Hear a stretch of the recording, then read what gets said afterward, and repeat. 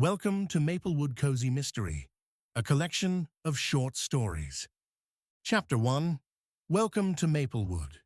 Maplewood, Vermont, was the kind of town that looked like it belonged on a postcard. Rolling hills, charming cottages, a main street with just enough shops to keep a person entertained, and of course, the famous Maplewood Inn, where tourists came for the homemade waffles and stayed for the gossip. Ellie Hastings, recently retired librarian and lifelong bookworm, never thought she'd return to her hometown.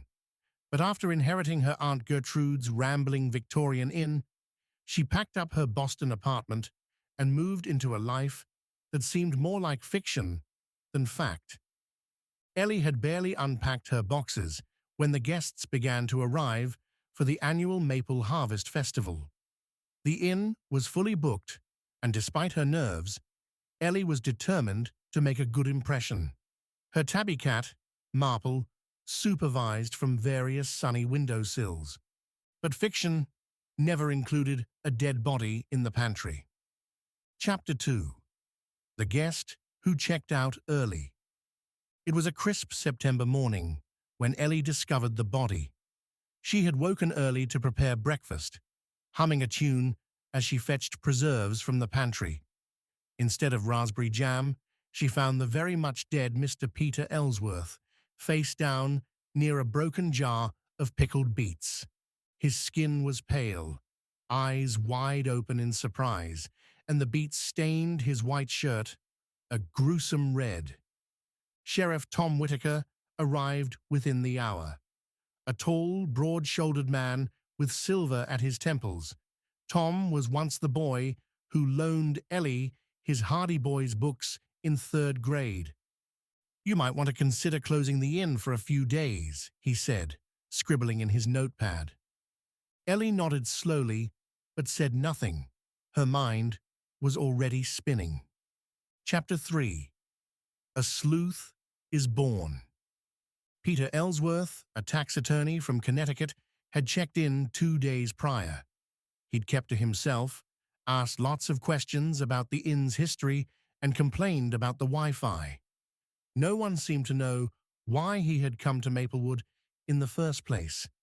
Ellie wasn't about to let her first week as innkeeper end in scandal. She had read hundreds of mysteries. Now it was time to put her knowledge to work. Her list of suspects included Carla and James, newlyweds on their honeymoon who were clearly hiding more than just nerves. Miss Juliet Day, a retired stage actress with a flair for secrets. Frank Beasley, a birdwatcher who wandered at all hours. Cam Rays, a travel blogger with a mysterious past. Dr. Lyle Pennington, a local historian researching Revolutionary War relics. Each had motive. Each had opportunity. Chapter 4. Secrets in the Stacks.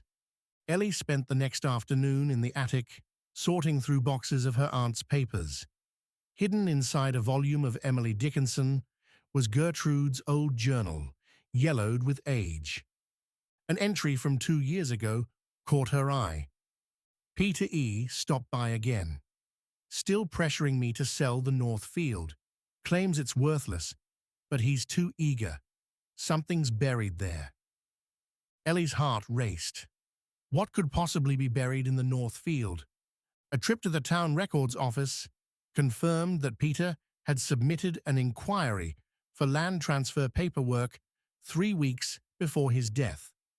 Gertrude had never agreed to sell. Chapter 5. The Tunnel Below. Ellie, with Lucy, the curious 12-year-old from next door, and Marple the cat in tow, examined the old pantry. A section of floor looked newer.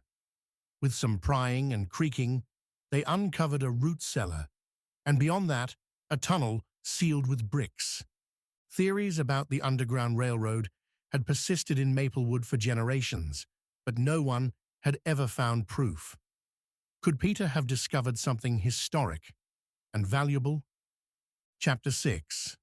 Waffles, Alibis, and Lies. Over breakfast, Ellie tested her guests. Strange, isn't it? Peter never even made it to the festival. Juliet sipped her tea. He was always lurking about at odd hours and rude. Cam Reyes shifted in his seat. I may have bumped into him.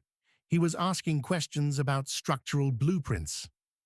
Frank Beasley stared at his toast.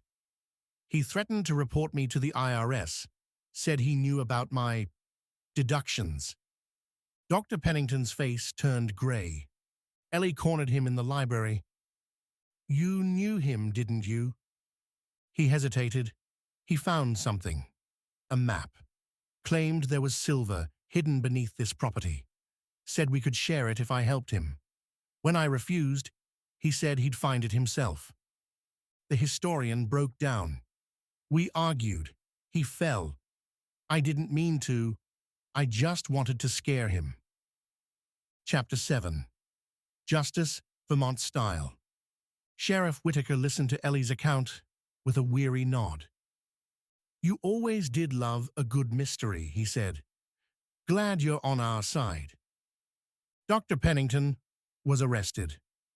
The guests quietly checked out, and the Maplewood Inn slowly returned to its peaceful rhythm.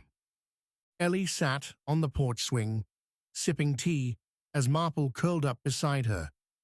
You know, she said aloud, I think I might be good at this. As the sun dipped below the hills, the bell above the front door rang again. Another guest, another story, and perhaps another mystery. End of story. Thank you for listening to Maplewood Cozy Mystery. Stay tuned for more short mystery stories. Please do not forget to like and subscribe.